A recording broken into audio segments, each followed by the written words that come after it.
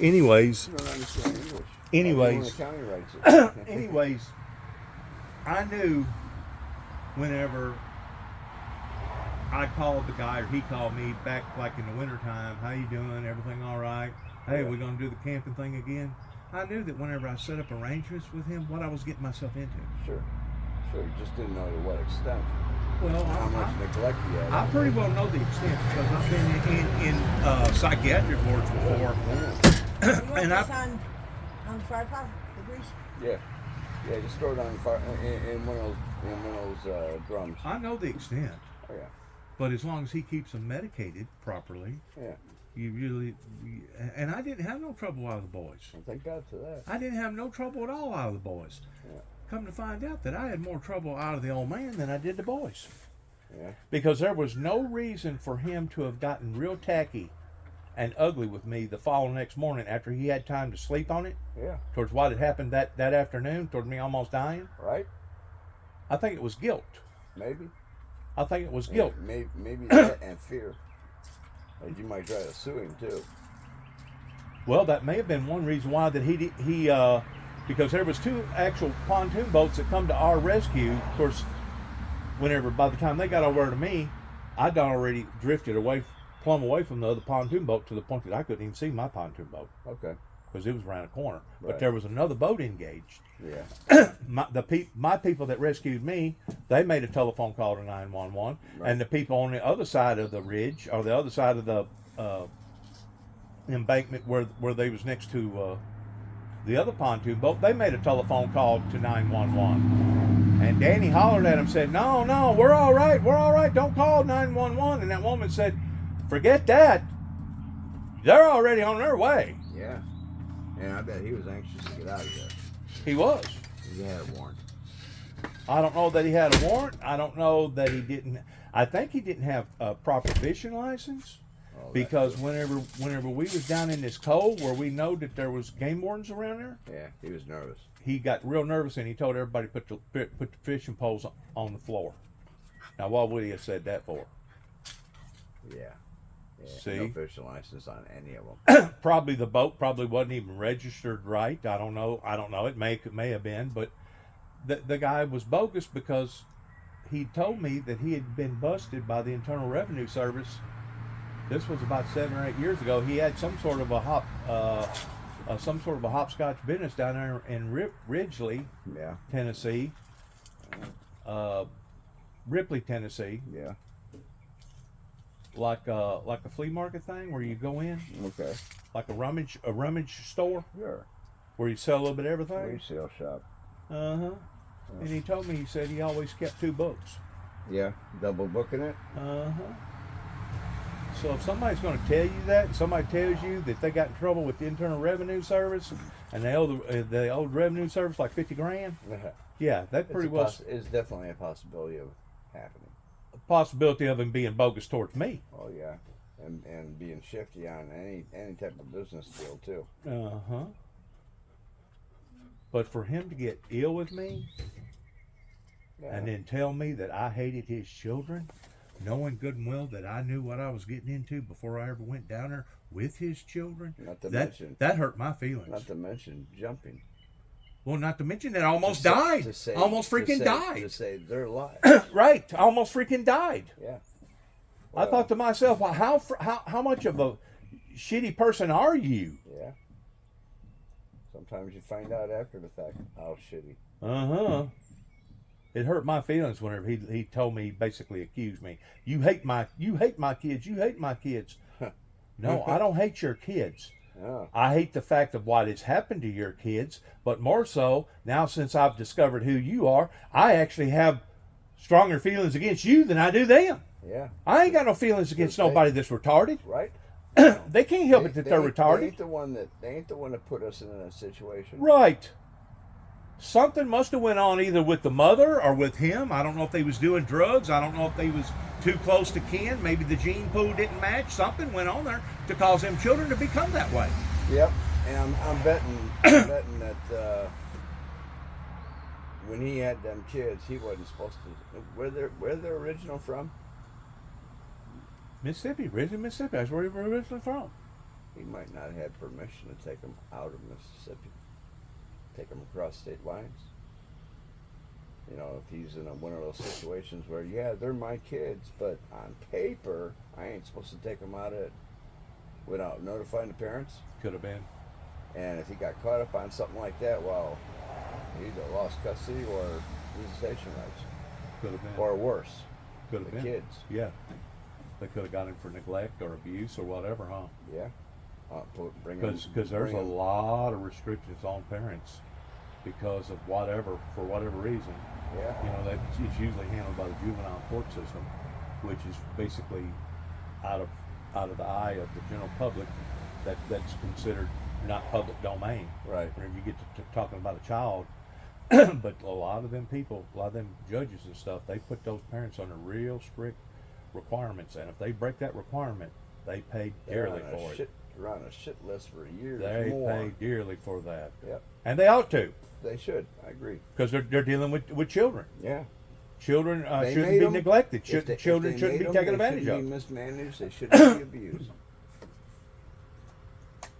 Even if it is mismanaging them. Did you know that they come out with a thing about 2 days ago on WPSD that said that the state of Tennessee, Nashville, Tennessee, spends between $3 and $5 billion every year on child abuse programs. Yeah, I seen that on news. Did you? Bullshit. Said the drug abuse was more intense on Eastern Tennessee, but the violent intensities was more in Domestic. Middle Tennessee and West Tennessee. And domestics. As far as domestic. So I thought to myself, well, you think maybe that had anything to do with the Night Riders? You think that had anything to do with the KKK? You think that had anything to do with Nathan Bedrick Forrest? I'm telling you, there was a seed planted in here. It really was. It was a seed planted in here, especially whenever I had a dying brother at the age of me 14 and him 19, and my father tell the doctor, Turn the machine off. we already turned the machine off. Yeah. Well, what he told the doctor, after the doctor said, you guys are going to have to quicken this thing up because your son, he was a organ donor. Oh. And then he turns around and he asks the doctor if my son's bodily parts can be put back into a white person. You know good and well that has to be a deep, deep hatred that had to come somewhere. Yeah. And where it come from was his grandfather, Yeah. which would be my great grandfather that owned the Limb store, the one that basically went to work for the state of Tennessee back in the early 1900s that went around hanging people, being a duty-ator. Yeah. A duty-ator. What was that? What was that they would actually go and have court and convict a person and basically have them hung either that day or the following next day? What kind of court was that? That was a kangaroo court. One guy. Come on, they didn't even have a jury of their peers. Was that a vigilante type court? Yeah, Really? pretty much. And then, of course, after World War I, we over here wanted to modernize. You know, the Spanish flu had happened. We went through World War I. A lot of hardship happened over here. Yeah. And we decided to clean our act up a little bit. Sure. And all of a sudden they realized, well, we ain't going to no longer prosecute or convict open executions like this because it's actually inhumane because people turn it into a freak show. Brought it into it. Oh, a showing. Look, every week we can go to a showing. Yeah, you had some people that probably travel 50 miles if they Just know to that there was see going to be a hanging, Yeah. just to make sure that they stood there and watched somebody daggle from a rope. You know what I mean? Because somebody wronged them once.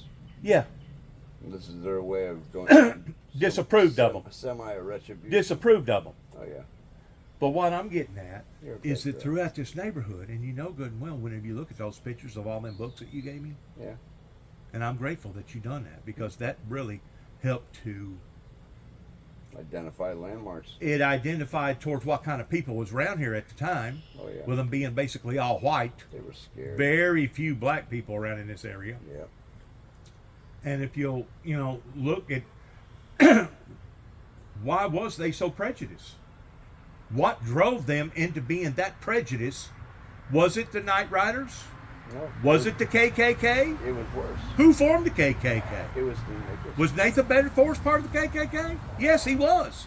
It was, Did Nathan Bedford Forrest? Was he one of the founders of the it KKK? was all the niggas that escaped when they were free. During that time, all of them, where'd they go? Psh, like that.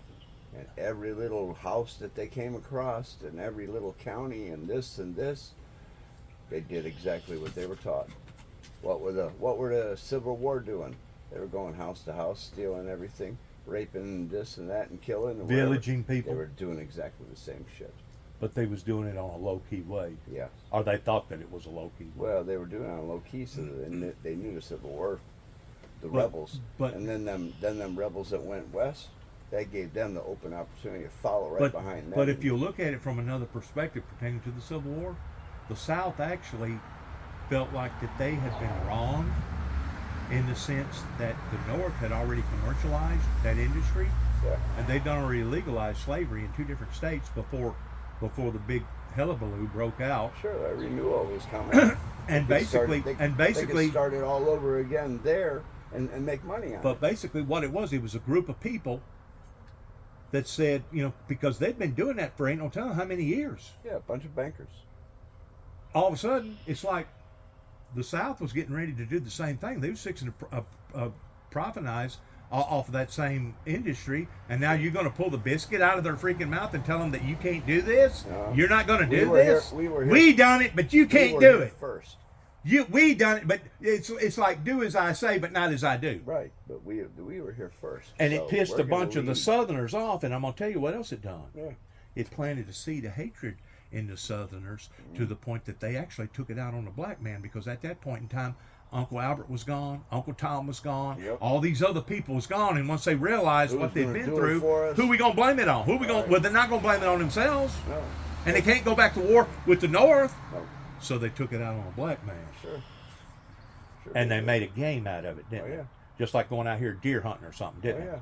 Huh? Yeah, they chased them through a cornfield in the middle of the night with fucking horses and torches. I bet they did. I bet they went out of their way to make sure that they brought brutality to those people. Oh, yeah.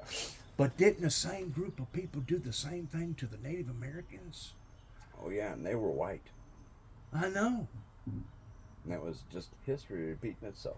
but it was the Europeans that brought that type of hatred over here, wasn't Yep. it? Huh? Sure enough, because all the shit they started over there in Pakistan in the 1800s. No, you're wrong about that. It's not Pakistan. Go back and look at your history. Europe. Where the Europeans come from was actually over in the old Soviet Union. USSR. Yeah, and Yeah. they migrated over into that area. Yep. I agree. Yes. They're all Russians. And then they decide that they're going to load up boats and they're going to come over here, and they're going to start telling the white man how to run his business, and that's whenever they attacked the Native Americans, because the Native Americans wasn't going to put up with it. No, they didn't know anything about law. They didn't know anything about. Didn't know legal. nothing about law. They could be killed off and take their land, and that's all they were. Well, told. they was using that as an excuse pertaining to the gold that they'd found up there in the Appalachian Mountains, Oh, yeah. and come to find out it was fool's gold. You know, Right. whenever it comes to karma, it couldn't have happened to a better group of people, could it? Right. Huh? Exactly. Well, that's putting me where I am right now. Yeah. Whenever it comes to karma, Mhm. pertaining to how that they have tried to destroy my life, Mhm. even at the extent of destroying their own, Oh yeah. I say it with grief in my heart, but the fact of the matter is it couldn't have happened to a better group of people. That's right. And it started right here in Northwest Tennessee, where what started? Night Riders, Average. KKK, I think KKK. Nathan started- Bedford Forrest, because something had to plant that ugly, dirty seed in my father's heart to the degree that his son was sitting there dying, done already basically died, the machine cut off, and the doctor was sitting there saying, well, Mr. Jackson, we can't guarantee you that we gonna put your son's bodily part back into a white person, or we can't guarantee you to go back into an American person. And he looked at the doctor and said, well, you're not getting my son's parts then. Yeah. Now, was that not evil? Yeah. I agree. That was evil. Mm-hmm. So something planted that seed of evil, In him long ago. and it had to have been his grandfather, and Sure what it went was. on back then. Sure it was. He actually idolized that, didn't he? Yeah. he idolized that type of behavior, Same didn't he? situation with Don and Remy. Right. Everything that you've seen with how they interacted. That's right. And now that's he's going to exactly pick how it your up. Father was with you. In other words, Dad. he's going to get it honest. Oh yeah. He's going to get it honest, and he'll become just like his grandpa was, towards. I don't doubt that they put a couple of trailers over there once Remy gets a little bit older, and Remy lives over there, and you have that same hell again. I'm sorry, but I see it. That's a possibility. Yeah. And He, if it and he gets drunk or gets downtime, his little noggin will start bouncing around with Grandpa, and he'll be like, "Yeah, what the fuck? Let's fuck with Juby." So let me ask you this: they knew up there in that courthouse after David and I going up there endless amount of times hiring attorneys, standing in front of Tommy Moore. Sure. They knew that all that hullabaloo was going on. Yeah. Why did they allow for it to go on? You know why? Why? Entertainment value. Huh? Keep the system. Keep you guys in the system. Generate court costs. You know what my son said? Entertainment. You know what my son said? He said, after I got out of jail, Yeah. after I almost killed myself, Mhm. after I found out that I had diabetes, because I didn't know I had diabetes until I got arrested Yep. in 2017 after my brother died. Yeah. They just thought you was fat. Well, no, they took me to Bolivar, and that's whenever they determined that I had diabetes in Bolivar. Yeah. So it was kind of a silver lining to the ordeal. Yeah.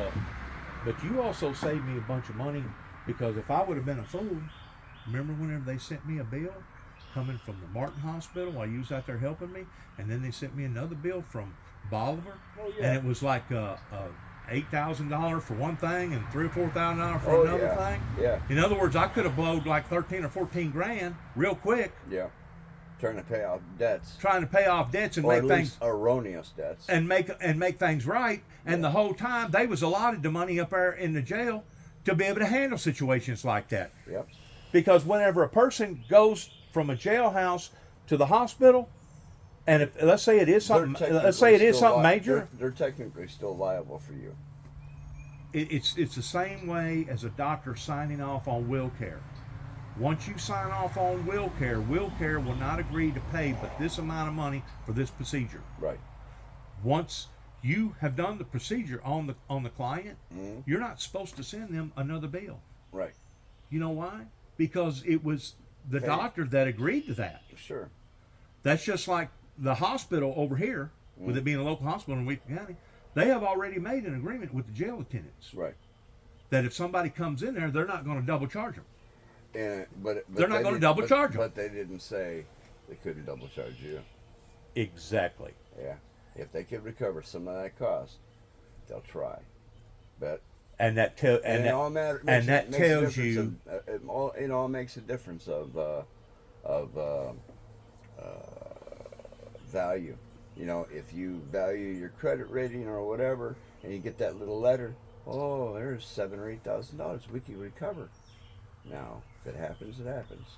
If it don't, see. I think where Tommy Moore and the rest of these law enforcement agencies around here, Yeah. they didn't put it into the equation.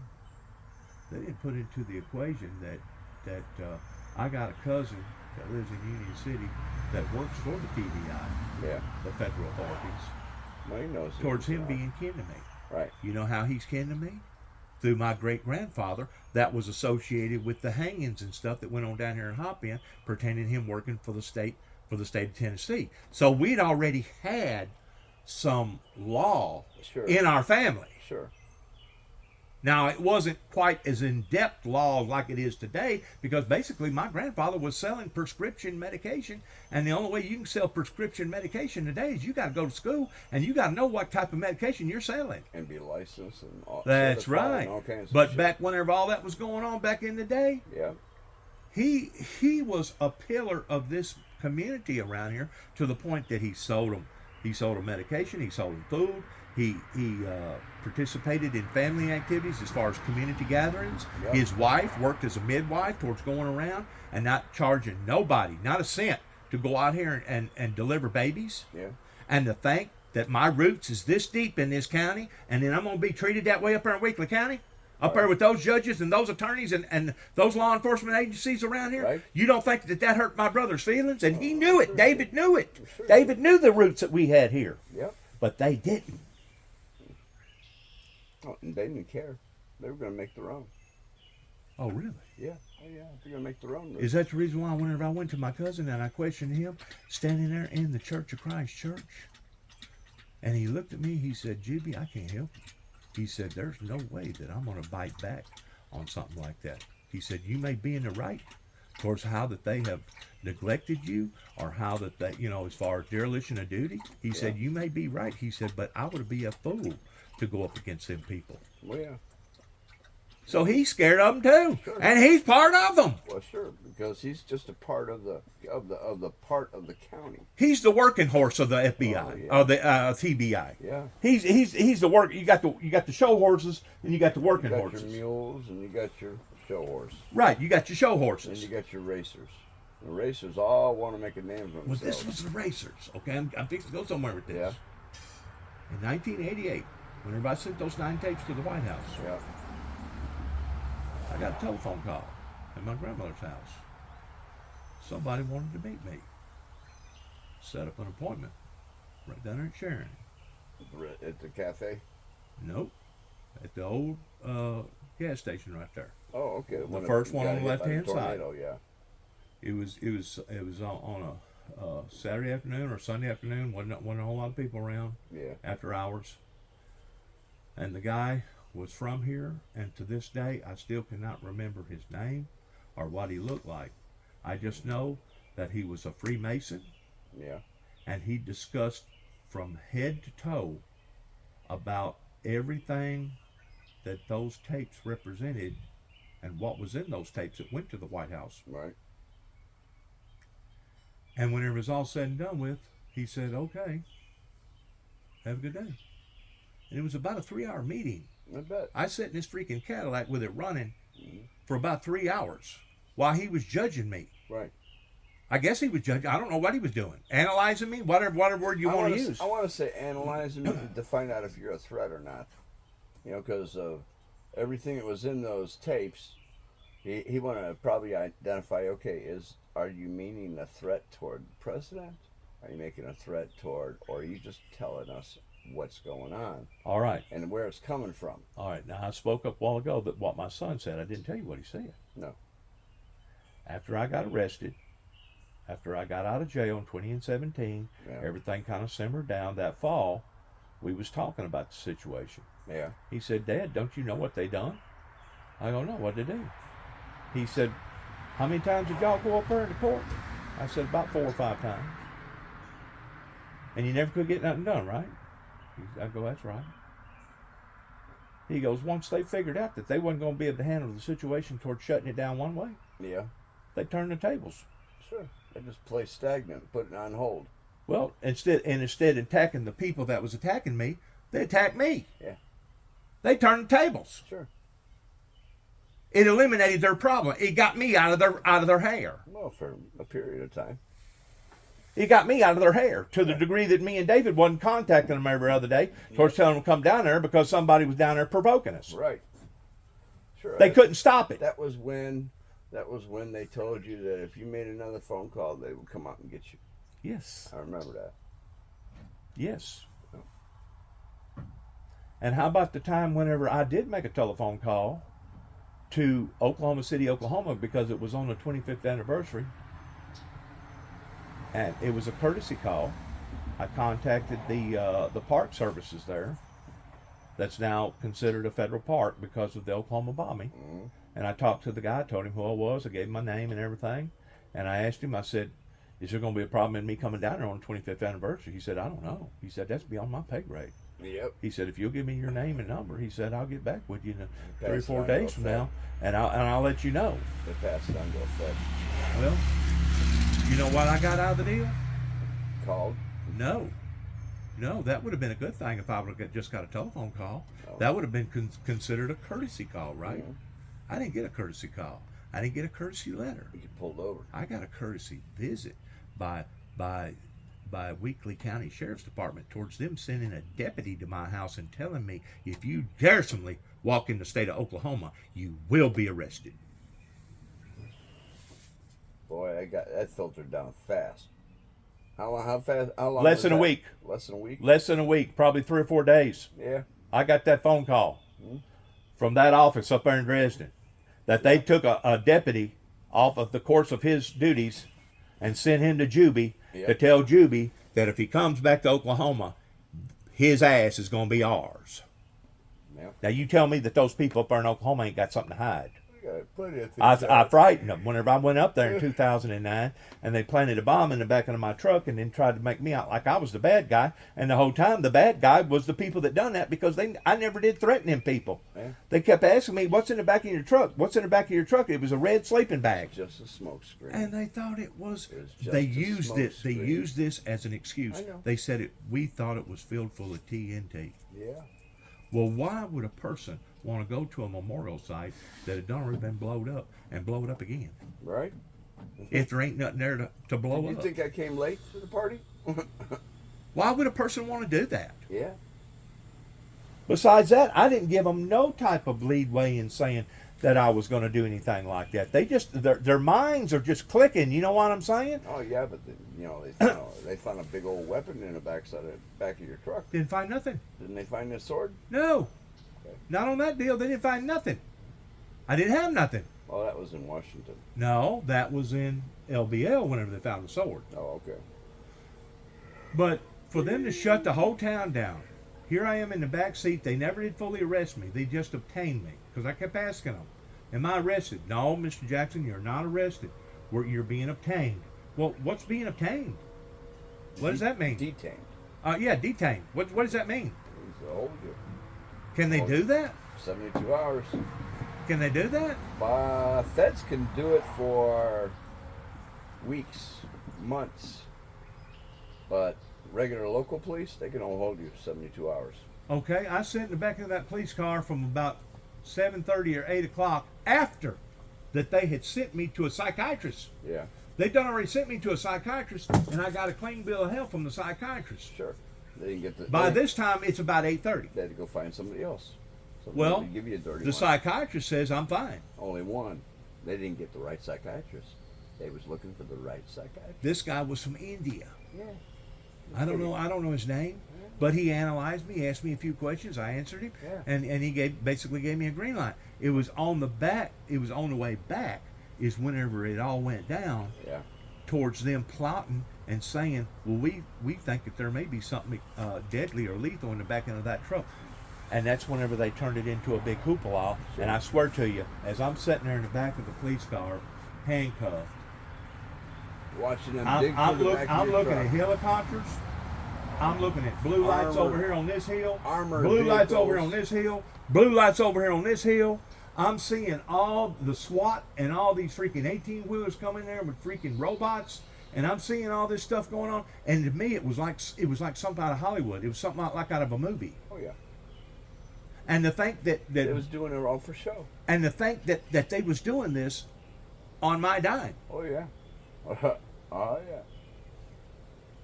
And you know what it done though? It backfired on them. Good. Because from that moment on, there was some eyeballs that started looking and searching about the world. Oklahoma bombing, and there was some more people that dug a little deeper, and they did find out that there was A conspiracy. detonators found in the bottom part of that Oklahoma building that they never did reveal to the public. Yeah. Yeah, probably. So what's the coincidence of this? In 2000, either in 2011 or 2012, I think it was more like 2011. I was out in, and I may have already told you this. I was in Los Alamos, New Mexico. No, wait a minute. Let me get my facts straight. It was in 20 and 14. No, it wasn't 2014. It was 20 and 13. 20 and 13. After that, I got out of jail for almost a year up here in Trigg County. I went back to Oklahoma, and they basically tried to set me up. After me going to doing free humanitarian work for the People's Church on Lincoln Street, I was out there, and some cops recognized me Yep. Ran your name. run my name, and basically, they almost beat me up. They was going to beat me up, but I didn't show no hostility towards them, That's good. so they didn't attack me. But they did run me completely off of that area. But after I realized, after my boss man cornered me and said, "You're going to have to make a decision. Either you're going to be my employee, or you're going to quit whatever you're doing out in the eyes of the public, because I don't need the heat coming down here on me." Right. Well, whenever I left, I went where? I went to New Mexico. Yep. I went to Santa Fe, New Mexico. I dropped off all my stuff in a storage area. I couldn't tell you the storage areas that I've rented out. Oh, it does. I couldn't tell you the amount of times that I pulled my toolbox out of my truck or out of my trailer and loaded it back up, because nobody sponsored me. I didn't have nobody backing me. Y'all want something to eat for dinner? I got it ready. What you got? Cajun sausage, sauerkraut, purple hull peas, and fried taters and onions. Mm. Man, Fried taters You want a and plate? onions. could you say all that in one sentence? I did. I did. And banana bread for dessert. That sounds good. I got a recording going right now. Let me get back with you just a second, okay? Okay. You got a good boy. I probably will take a bite. Okay. Not nothing big though. All right. Be cool. Anyways, I go up into the hills of New Mexico. Have you ever been to New Mexico? Yeah. Have you? Yeah. What part? Roswell? Roswell? Las Cruces. Okay. Yeah. Well, I wound up going all up in the northern range, and I wound up going to Los Alamos. You know anything about Los Alamos, New Mexico? Yeah, I know it's a missile range. It's not just a missile range, but it's also a what do they call it? Laboratory. Yeah. You got people up there that basically start out at about $200,000 a year, and some people probably make as much as $500,000 to $1 million a year up there that's doing what they're doing. They're up there working with the what do you call it? Guidance systems. The nuclear, the guidance systems, the nuclear reactors, and what's the stuff? Uranium and all that other. Plutonium, all of that. Yeah, they're familiar with all this stuff, right? Yeah. So I go up into an area called, I'm you got these big billboards right as you're going into town that tells you there is no documentation in this town. You do not pull out your phone and take pictures. If we catch you doing that, you will lose your phone and possibly your liberty. Big billboards that tells you, Yeah. we do not want you up here documenting stuff that way. We don't want you up here filming. Yeah. So I wound up going to a place in the same town. It was called the Black Hole, and what got my attention, it was a big building that had a steeple on it with almost straight up like that right there, and it had this big thing in the middle of it. Come to find out, this guy, his name was Ed Groth, he worked at the laboratory. Yeah. He worked up there for about 25 years before he retired. Yeah. Then after he retired, you know what he done? He Open up a bar in town. He opened up a barn in town and turned it into an anti-nuclear activist. Sure. And he was selling everything from radios to TVs, anything that had wires in it. And he got radio like 3 or 4 different times while he was up there, because he pissed a bunch of people off that worked in that laboratory, because they looked at him as him being a threat, because he'd actually worked there. It was drawing focus. And he was drawing a check now toward being retired, and now he's spun it around, and now he's against them. Sure. Yeah. Well, he supported, it supported him for so many years. Now it can support him into his retirement. Okay. Whenever I went up there, he'd already died. Yeah. But there was an individual that was still working at the Black Hole, that opened the doors in the morning, shut the doors in the afternoon, Yeah. helped bring in arrangements and stuff like that. And they still had all the goofy looking stuff in there that looked like freaking robots and looked like freaking satellite equipment, looked like stuff come out of NASA. You know what I'm saying? Oh, yeah. All kinds of stuff like that. Wang. Yeah. And I go to Wang talking to this computers. guy. I opened up to him. Yeah. And I let him know what was going on in my life. Yeah. And he goes, "You got to be kidding me." He goes, "You serious?" I go, "Yes, sir." He left. He said, "You stand right there. I got something for you." He goes into the office. He comes back with a map of New Mexico. But this wasn't just a regular map. Yeah. This was a map that had the longitude, the latitude. This was a aviator's map that told you every creek and every ditch and every valley and every how high this mountain was and how high this hillside was. Sure. It was down to the key. He said, "Don't everybody have a map like this?" No. He said, "But I'm going to give it to you because you may need it." He said, I'm fixing to tell you something." I go, "What are you going to tell me?" He said, "I was called upon by the Oklahoma authorities because I was in the Army, and I was considered a bomb expert. Okay. And they called me and two more other people to come in and investigate the Oklahoma bombing." He said, "We stayed down there for almost a month. Within 24 hours after the bomb actually went off, Yeah. and they analyzed this, they analyzed that, they went over here, they worked it over here, they looked it over here, looked it over, and when it was all said and done with, all three of them come up with the same conclusion. That not only did they think that it was one bomb, not only did they think that it was two bombs, but they thought it was a possibility that it was three bombs." Probably. And he said, "We told the authorities this. Yeah. The people that was in charge, the Oklahoma FBI. Yeah. And they swept it under the rug and acted like that it was, They hit a dirty word. yeah. Yeah.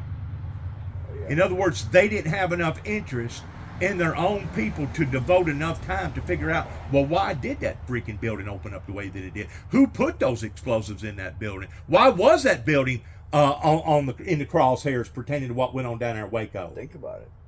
It's a federal building. Every federal building holds firearms. No, not with a chop, not with a Daycare center across the street. No, they ain't gonna keep stuff like they're not supposed to. They had a freaking daycare center in that freaking building. Had a daycare center across the street. No, they had a daycare center in the building. I don't know about that. Yes, they had a daycare center in the federal building down on the bottom floor, Maybe.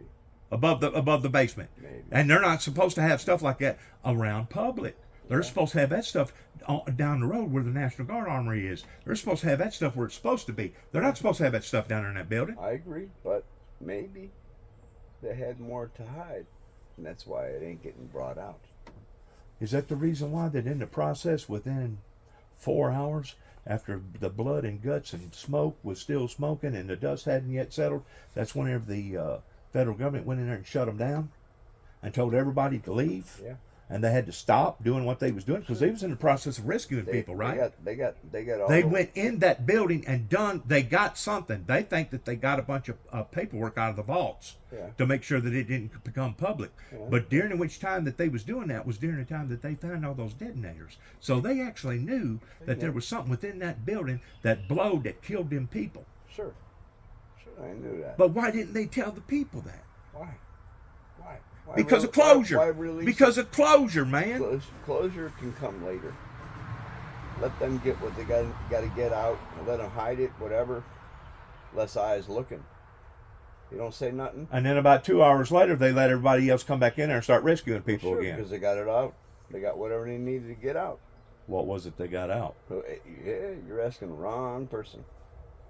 Apparently something they needed to hide. Like something they wasn't supposed to be on the premises.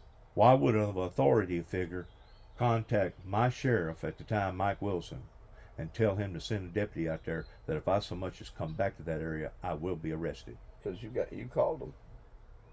I did call them as a courtesy call. Why didn't they call me back? And or why didn't he just send me a letter? How come they had to make a big deal out of it towards getting the authorities involved? You see what I'm saying? They wanted an official. Make sure that you didn't come back. Make sure it was official. I know ever since I've done that, that was in 2009. There's been documentary after documentary after documentary that's been created not only about the Oklahoma bombing, but also, did you not see that episode pertaining to Waco? Yeah. That was on TV? Yeah.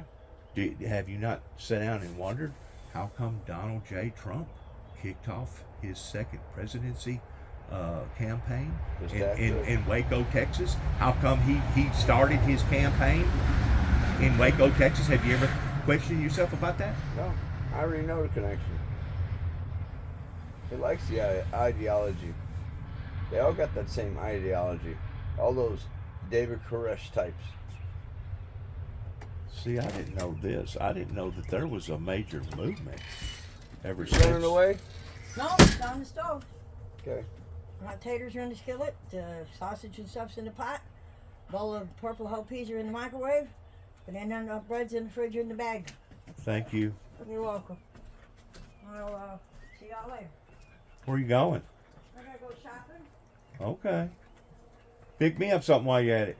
Like what? Oh, I don't know. Give me some smokes. I need this driveway blown off. I'm getting a lot of grass in my car. Not a problem. As soon as I get rid of my company. Okay. Why would have they wanted to have kept that away from the public? Because they know that they was guilty of allowing for that stuff to be in there that wasn't supposed to be in there. Exactly. And I still believe that Janet Reno got on the telephone because everything was being handled from that Oklahoma building, right? Oh, yeah. Because it was such of a high intensity case. Reno made herself available to be there. I think that probably after about the 40th day, somebody put the word out that this ordeal going on in Waco, Texas, with the Branch Davidians, Yeah. is making us look bad, and we're going to shut it down. Yeah. And I think that at that point in time, it went from a rescue mission to a doomsday mission, and I think that they knew after about the 40th day that those people was all fixing to die down there. Yeah. Huh?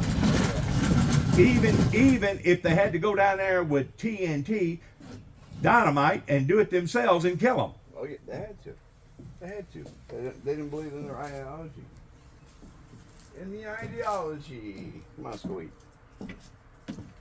You think them people should have died? No, I don't think any of them should have. But yet, hey, it's not my place to say. But it was the ATF that was setting them up towards selling them all them guns to begin with down there in Waco. No difference. Huh? Don't make no difference. Whose plan was it? It was an entrapment technique. Whose plan was it? His. No matter how it unfolded, it was his. Let me tell you something else. Come here, I ain't through yet. Come here. Come on. Come here. Wait a minute. I'm Come ready here. to eat. I got things to do. So that's more important than these people's lives? And now, their lives are irrelevant no more. Really? Yeah. You know why? Why? The Lord called them home. But we hadn't gotten down to the truth yet. So the truth don't mean nothing to you? No, So you're an illegitimate person too. You're bogus too then. I guess. What if it was your granddaughter that got killed in that ordeal down there in Texas? What if it's your granddaughter that got killed in that Oklahoma bombing? Wouldn't you want to know the truth? Or even Sandy Hook. Wouldn't you want to know the truth? Or even Sandy Hook. Well, we already know what happened there. Yeah. That was an open closed deal. Don't know what you're doing. People don't have time for other people's problems. People don't care about other people's concerns. That's the bottom line. Just like he said, who cares? They're all gone. That's water under the bridge.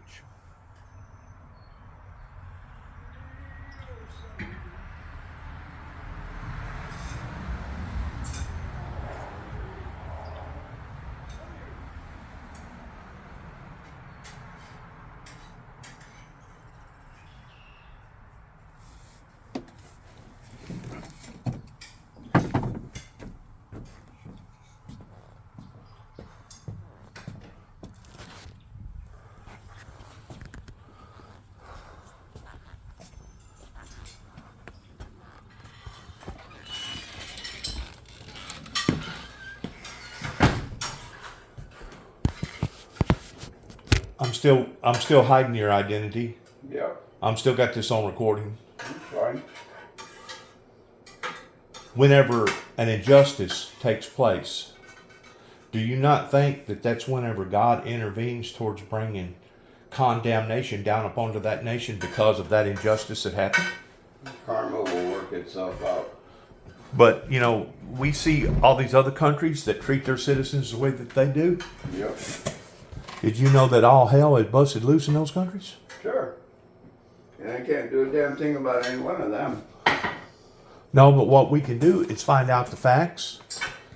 That way, maybe the mistake won't be made again. And to basically bring some sort of closure. No. at least the people's eyes in Oklahoma, because 168 people died immediately in one day that shouldn't have never died. Sure. Shouldn't have never died. Should have never happened in the first place. And they were warned ahead of time too. How was they warned? They were warned. Emails. How was they warned? They got emails. Said that there was terrorists attempting to do so and so at the Oklahoma bomber, before the Oklahoma bomber was even identified. After the fact or before? Oh, before. So they got a tip. It was 72 hours. So they got a tip. They got tipped. Where'd the tip come from? Hey, beyond my pay grade. I don't know where it came from, but that's what it was leaked.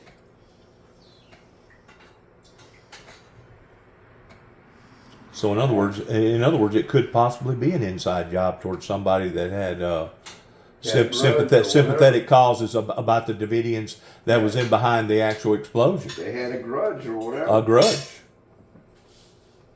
So it could have been from within, Sure. is what you're saying. Sure, one way or the other. So it may not have been done out of malice or out of Hate or spite or terrorism. neglect. I'm going to use the word neglect. Gross negligence. It may not have been gross negligence. It may actually Might have been some poor bastard who's mad because he got his disability check not cashed. Could have been just as simple as that. Well, they said that within a 12-hour period after that happened that there was an officer that got killed, and they still to this day don't know how come that officer got killed down in Oklahoma. Let's tell you. Somebody may have known something, huh? Yeah, he may have had an inside track. He may have knew something. May have knew too much. Hello. Hello. I can hear the background noise, fuckface.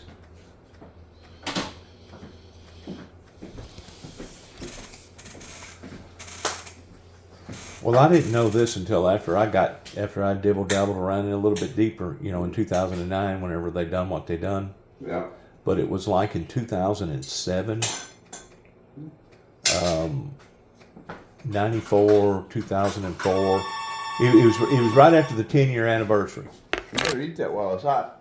One of their state senators put out a big thing Yeah. saying that he felt like that there was more to it other than a Ryder truck. Hello. Round two, huh? We haven't started yet.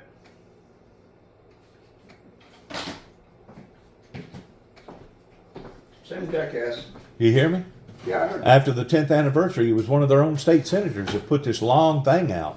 And I didn't know it until afterwards that he felt like that there was more engaged in the Oklahoma bombing other than the Ryder truck. Sure. But they stonewalled him for saying that. I'm sure they did because he didn't want him opening it back up. He didn't want to open up a can of worms. They were kind of happy it kind of starting to go away. Uh-huh. And that's the reason why that cop or whoever it was, I don't know, it may have been the governor that made a telephone call, who knows, Yeah. that told Mike Wilson to take a deputy down there and tell that boy, and if he comes back down here, there'll be severe consequences for him coming back to Oklahoma. In other words, they were so paranoid, they had created this, I guess hype about me, Yeah. to the point that they now started looking at me towards me being a rebel. Sure. Me being a troublemaker, huh? I was now considered a troublemaker. Considering your older brother, David not so much, but the other one who liked to. Yeah, that was a pure grain alcoholic. Oh yeah. In and out of hospitals and in and out of Institutions for drinking and driving. jail.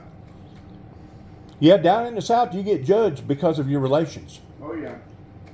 Have you noticed that? Oh yeah. More so than the North. It's true. In other words, if you got an uncle that's a drunk, odds are you're probably going to be a drunk. Well, they're ready to write you off. They're ready to write you off. Is that the reason why Bill Clinton, whenever his stepfather come from Ripley, Mississippi, that Bill Clinton changed his name because they said that he was ashamed of the name? I have no idea. Did you know that that's on public record? I never knew that. But it spoke up. That he did that. It spoke up For that very. reason. His name was not a Clinton.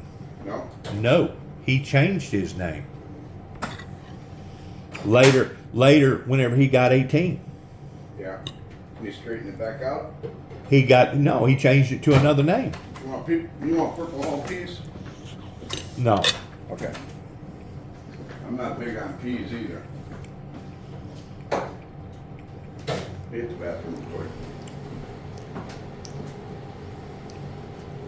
unbelievable how an investigator journalist can pull up their sleeves and get involved in something to the degree that it actually becomes haunting, dangerously haunting to not only the investigator but to everybody associated around that person's life, regardless whether it's family members or friends. And I truly believe that that's one reason why, between that and what went on with Homeland Security Secret Service in 1989 down in Jackson, Tennessee, and then in 1991 in Wheeling, West Virginia, I truly believe that that's the reason why to this day I still don't have friends. I still don't have people that care enough about me to stand in my corner. Oh. I'm going to turn this off.